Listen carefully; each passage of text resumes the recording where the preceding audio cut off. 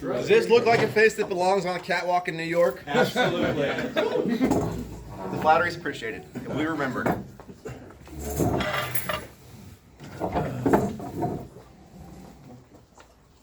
Hey, what do you say we go to that Catholic charity conference? No. Come on, it's in Spokane. How often are we going to get something like that so close? I don't care, no. Why? It's gonna be lame. Lame? Super lame. Like, extremely cringe. Like, cliche-ridden, obvious things like 1 + 1 = 2, and like, you know, total over-the-top and unnecessary enthusiasm. Like, I don't need that. Well, what do we do then? How do you know, stay fortified in our wedding vows we made? Do we just read Theology of the Body over and over and over again? No, here's what we do, okay? So, you know, remember that Father LeBron guy? You remember him from the book? Like, we go and we talk to him, and, you know, he explains everything. Like, he's super good at making things that are more interesting, that you've heard 100 times. He makes them, like good to listen to again. Like, why don't I send him an email? Father Ron, he's the priest who helped those models, Mark and Anna, write the St. Augustine book, right? Yeah. The #1 bestseller in the nonfiction Christian philosophy, theology, self-help, self-care, and beauty genres, right? Yeah. Wow, you think we could go see him? Yeah. The guy who helped models write a book that treated the city of God, the problem of evil, attachments, Protestants, time, and this conference themed chastity? Yeah, that's him. You know, you forgot to mention that how jacked he is, like just a total beast. And, you know, like apparently one time, you know, he was like with a bunch of atheists at a bar, like trying to convince them, and like spent 5 hours talking to them, and they wouldn't actually like become Catholics. And so he went outside and was like, watch this, and picked up a car, started benching it, and they all converted, joined the seminary. All 5 converted and entered the seminary. Yeah, like once an archbishop somewhere. I mean, they're all fantastic priests now. It's total homage to Father LeBron's evangelical gifts. Manus vidus vini veritas. Luke, I apologize. You know what that means? Yeah, by great strength I saw the truth. Look, it says game over, you won. What does that mean? Well, it looks like 2024 is off to the right start, because that's the first thing we see this year. Okay. Well, let's get out of here then. There we go.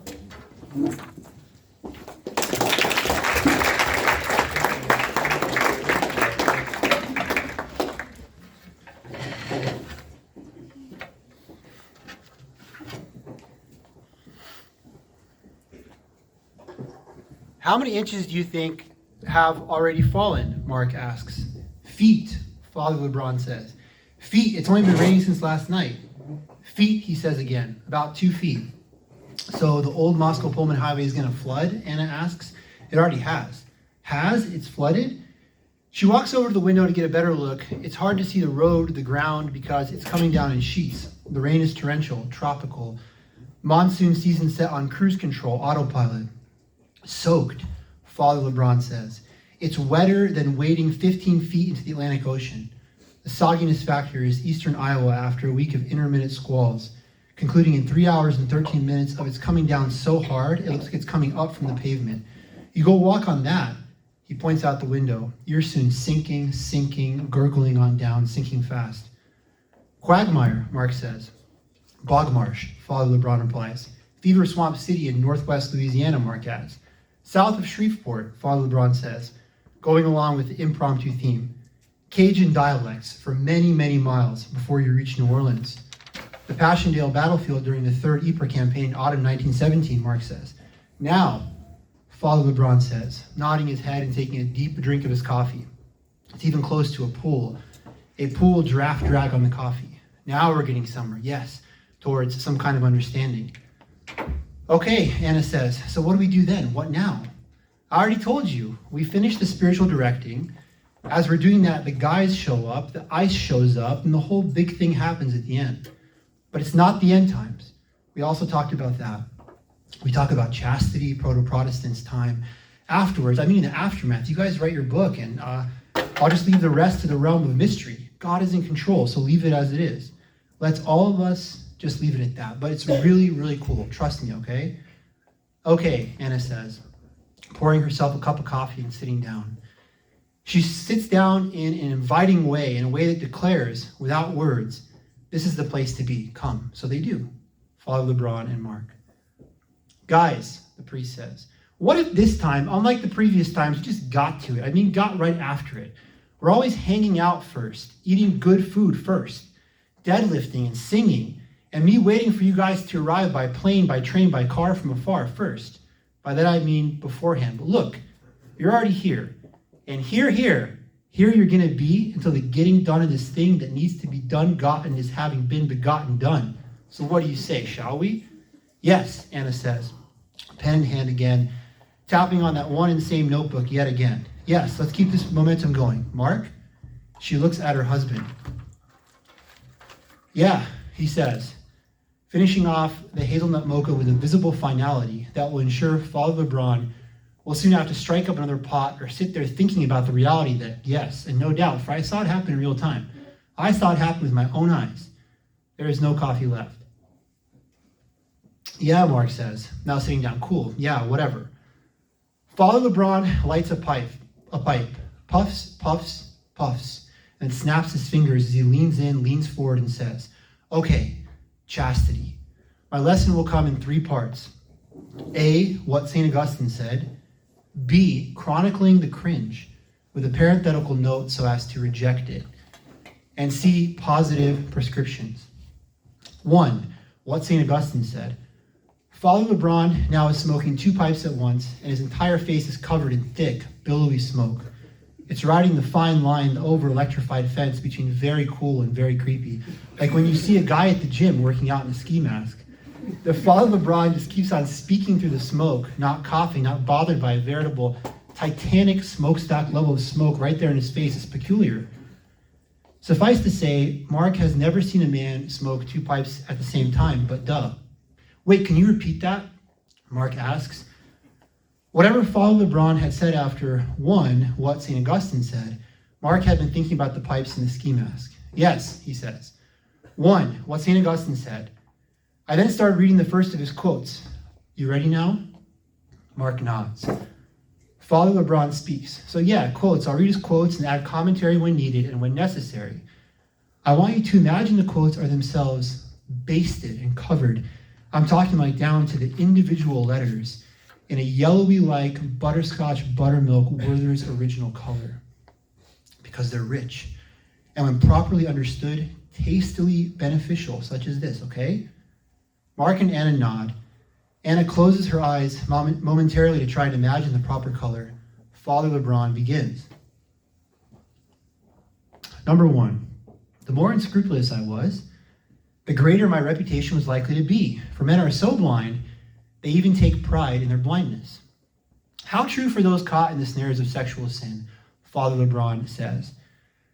I was watching a video once about a priest talking about his life before becoming a priest, and the talk was about chastity, and he said, quote, I struggled a lot in this area before becoming a priest.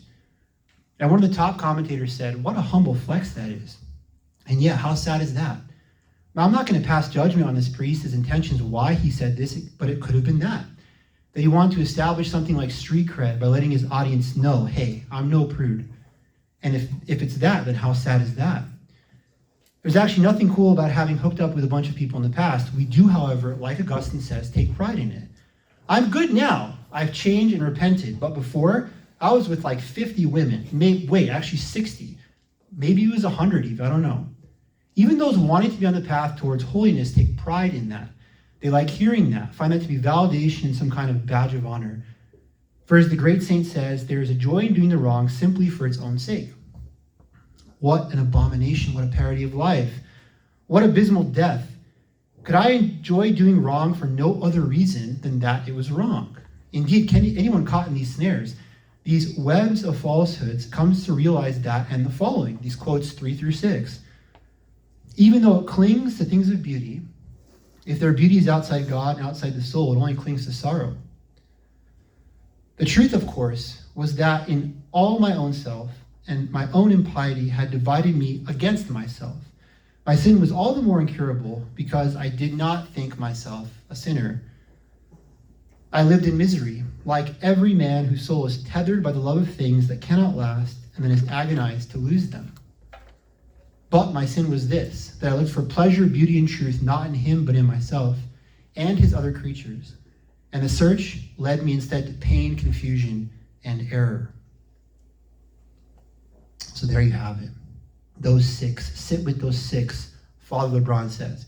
If I could distill them into a bite-sized portion of wisdom, it'd be something like this. Sin and sinful behaviors, especially in the realm of sexual sin, are loved by their practitioners for the sake of the sin itself, for the transgression and the pleasure. And doing them, let us not kid ourselves, can bring one much worldly acclaim and backslapping stamps of approval. But vanity of vanity, it leads ultimately, and maybe even in the here and now, by way of diseases, broken relationships, shattered families, betrayals, and the bitterest wormwooded jealousies, into pain, confusion, error, and sorrow. Augustine knew. He knew he had to change, but like us, like all of us, and so what a great saint for all of us, made one of the most human prayer requests in all of history. A quote as famous as his, "Our heart is restless," when he prayed, "Grant me chastity, Lord, just not yet." God, Father LeBron says, was patient with St. Augustine as he is patient with all of us, ready to welcome us home whenever we too are ready to respond to that voice, telling us to take up and read. So post-conversion, Augustine could write in reference to his now properly oriented desire for love. All my empty dreams suddenly lost their charm, and my heart began to throb with a bewildering passion for the wisdom of eternal truth. And to fall in love with God is the greatest romance, to seek him is the greatest adventure, to find him the greatest human achievement. Amen. Father LeBron says, that's good stuff. It's great, those 9. 9 excellent quotes that can tell us so much, and but 9 amongst an easy 900 you could rack up. And on so many diverse topics, for such was the mind of this great saint, so illuminated by the grace of God. Also, and by the way, Camus is totally right about the condition of a society then, the 1940s and 50s. And what was true then is so much more true now.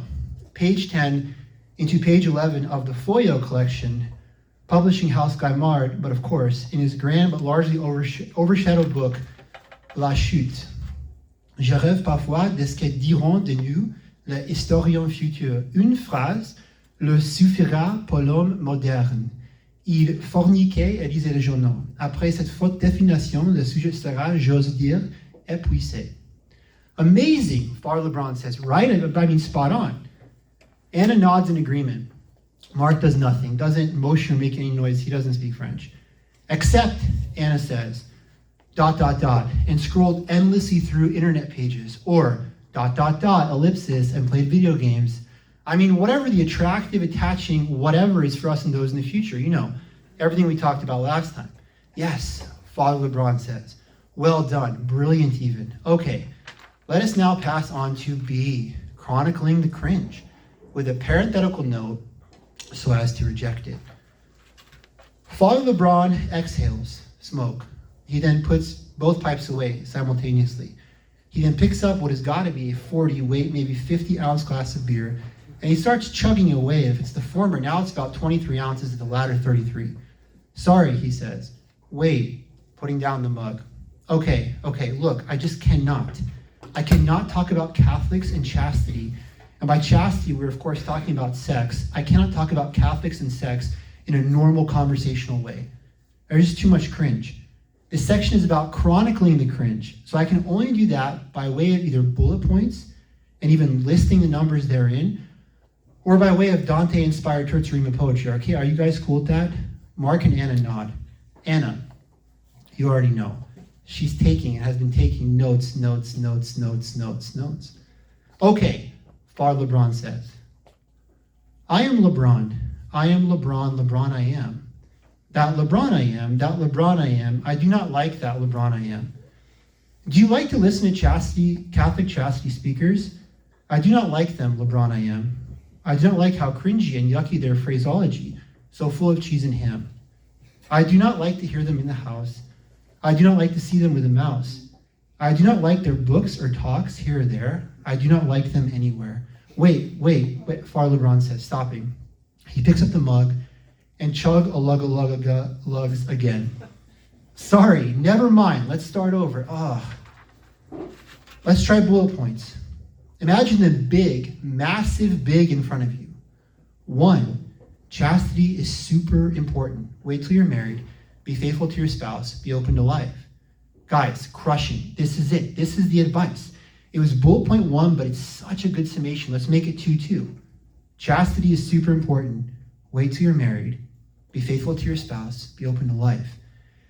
Do those 4, and you'll be doing very, very well. Fully Catholic, fully rational, fully happy, just excellent. Why not? Why not make it bullet point 3? These 4 points, a final time. Chastity is super important. Wait till you're married. Be faithful to your spouse. Be open to life. Yeah, look, done. I'm done with the bullet points. We're not going to be needing Dante's Terza Rima helps. Dr. Seuss did the trick. I wanted to roast the marshmallow a little bit, and mission accomplished. It was about to fall off into the fire. Would you, could you, listen to their podcasts in a car? Listen, here they are. I would not, could not in a car. You may like them, you will see. You might like a Catholic chastity conference held in a tree. I would not, could not in a tree. Not in a car, you let me be. I do not like Catholic chastity books in a box. I would like them to be eaten by a fox. A train. Could you, would you take a train to that Catholic chastity conference? Not by way of train, not in a tree, not in-car podcasting. Father LeBron, I am, let me be. Sorry. Do you know what I mean? Is this making sense? Something like 100% yes to the full theology of the body, St. John Paul, the great sexual ethic. Yes, 100%, those 4 points above. But so much no to the way it's often delivered. Yeah, Mark says. Yeah, no, I totally get it. Can I take over, like add my thoughts here? Go for it, Father LeBron says. In a go for it way, like you do that, I'll be able to get back to the Spirit, and so he does that. Yeah, Mark says.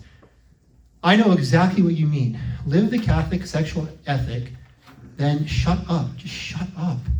If you want to encourage people to be chaste and help those poor people struggling with whatever type of sexual sins, stop talking about it. Some guy goes on some show and he's presented as an expert on this or something, and immediately, sorry for judging a book by its cover, but it's like, dude, you've never even spoken to a real woman before. You know nothing about men and women. And so whatever you're saying, I'm going to do the opposite.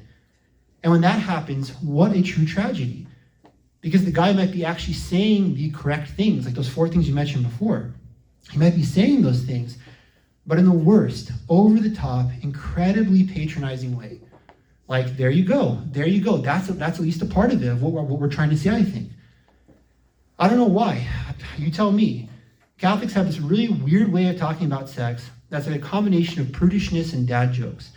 It's like, let's try to act like we're cool about sex, but also, haha, sex. Like I just said sex, haha. And then it's like one of these Catholic guys actually had a video that was like prude/dad joke titled something like, how often should you and your wife, that was the actual title. And the only thought I had seeing that was that you and your wife, you should never do that. Live as brother and sister, 100%. It should be illegal for you two to ever do that. And you're just ruining all this for everyone, cringing it up in that prudish sex, haha way. Just shut up. Some lady went on the show once, and the show was like one of these Catholic shows online. You know what I mean? But they got to talking about theology of the body stuff, the host and the lady as guests, and they were talking about early marriage and the transition to years of marriage, just so many cliches. And then the lady and the guy started like getting stuck on something like, haha, sex, like when you're first married, all you care about is haha, sex, haha. And it was utterly, impossibly, incredibly insufferable. I thought as she was saying this, lady, look, you and your husband are the 2 most legit and certified obnoxious people on the face of the earth. Anyone watching this and thinking about maybe becoming Catholic and discerning marriage and being chaste and having a Catholic family, praise God, all these wonderful, wonderful things, is going to be put off from doing that because of your stupid, immature testimonial. Just shut up. Shut up. And wow, guys, Mark points to Father LeBron and Anna. Forgive me for this long rant. I promise I'm almost done, but it's like Walker Percy said at some point in his book, Lost in the Cosmos. The last self-help book, LOL, a parody of self-help and all that, because the only and final answer is Christ. So self-help apart from this is a joke. But so Percy said that how often does it turn out the person at the conference, who's the star of the conference, is going on and on about the importance of this and these kind of tips concerning being pure in relationships, is behind closed doors doing very much the opposite. So whenever some huge sex scandal breaks out in some pastor in some megachurch, and everyone is so shocked, I'm saying I'm not. St. Augustine, right? Father LeBron, concupiscence. Maybe those loudest and most consistent are, I don't know, trying to compensate for more concupiscence. I don't know. I just wish more people would shut up. Dang, Father LeBron says. I mean, you really got after it a bit there. Kind of harsh, don't you think? Tell me how you really feel next time, he says, laughing. Fine, Mark says, but you agree with me, right? Father LeBron nods and bites on his pipe relit. Yeah, much of that, sure. I suppose I do. What do you think, Anna? I like Catholic conferences, she says. Chastity speakers going on these shows and stuff Mark talked about, they're good. I mean, look, she says, popping an enormous pink bubble of some type of chewing gum. She nods down on it. Pop, pop, pop, nods, pop, continues. I mean, someone's got to do it, right? What? Just like what? The secular culture or something dictate the norms and mores of sexual stuff? No, we need these people. Cheesy or not, they're good. Okay, Father LeBron says, sending skyward up towards the roof. Then puff, dissipation, his most impressive smoke ring yet. Man, this priest loves to drink, smoke, deadlift, and dunk. Mark's been thinking this for a while now, he's got to make a video where he just like smokes up his face like before, totally, you can't see him. Just an insane amount of smoke. And then it clears, and he dunks from the foul line, hangs on the rim, just chills there, while some dude climbs a ladder and just starts dumping gallons of beer all over him. Mark, you got anything? Mark, what do you think? Wait, what? Mark says, sorry, I was zoning out a bit, my bad. I was asking you, so what do we do then? Father LeBron says, positive prescriptions, man. I hit you with A, St. Augustine. I tried to re-rock on B, chronicling the cringe, but I couldn't. I kind of failed. But you, harsh though it may have been, you came to the rescue, so do it again. C, positive prescriptions. What do you got? Mark exhales. Okay. Yeah, sure. Well, let's number them too. I like how you do that. But I want you guys, in your mind's eye, to imagine my numbers, my points in 40-point font, okay? So yeah, fine. I go on one of these shows. Number 0 for me, the foundational thing would be to be aloof. A good aloof. Not like arrogance or I think I'm better than you than this. I mean like, I just really hate how everyone overshares. Oh, I'm just so happy to be here. I'm such a fan of your show. Oh man, oh wow, here's everything about me. Just shut that down immediately. You have to overcorrect. Chesterton said the saint has to be the antidote, the anti-venom. So 0, you got to go on and be like, basically, I'm doing you the favor of being on this stupid show. I'm not happy to be here. When is this over? You got to give one-word answers. Yes, no, I don't know, no, yep, none of your business. Especially the last one. I'm assuming here in this hypothetical you're going on to speak about chastity. You got to answer all the cringe-bait questions about you and your wife with non-answers. For example, tell me how you and your wife met. No. What is one thing that you just really, you just love about your wife? Don't worry about it. And dude, bro, listen, you got to do the opposite of that lady before. The host asks you about sex, any like personal questions in this regard, just say nothing. Just stare at him. Make him feel like an idiot for even asking. So, okay, you keep up the 0 approach, and the mystique you're building probably 20 minutes in is insane. The audience, even the interviewer, has been won over by you. Wow, wait, this guy, he's Catholic. Why is he 0% cringe? He's the man. Everyone who comes on this show seems so friendly and nice in the most vomit-inducing way. I think this guy actually hates us, and I love that. So once you've got them in the palm of your hand, you do the 1 through 4 thing repeated above 3 times. Chastity is super important. Wait till you're married, be faithful to your spouse, be open to life. There's 5 things already. 0, my aloof thing in these 1 through 4. Then you hit him with number 6. Read Theology of the Body for sure. Both the real one and the Christopher West one too, Theology of the Body for Dummies. Number 7, when you're engaged, do the pre-Cana classes. They're really valuable for going into marriage with your feet on the ground, clear-eyed, well-prepared.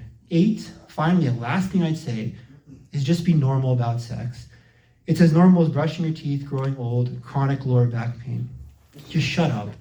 Catholics, all of us, at least to me it seems, demonize it or put it on a pedestal this way, that way, but obsess about it regardless, good and bad. and cringe out about it so prodigiously. So I'd probably come back to that. Shut up, shut up, shut up. Just please shut up.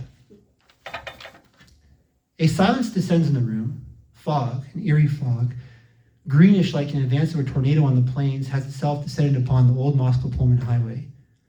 The rain is gone, but they had not noticed until now the ice has arrived. Everything, all of it, all of however how much has fallen was now frozen.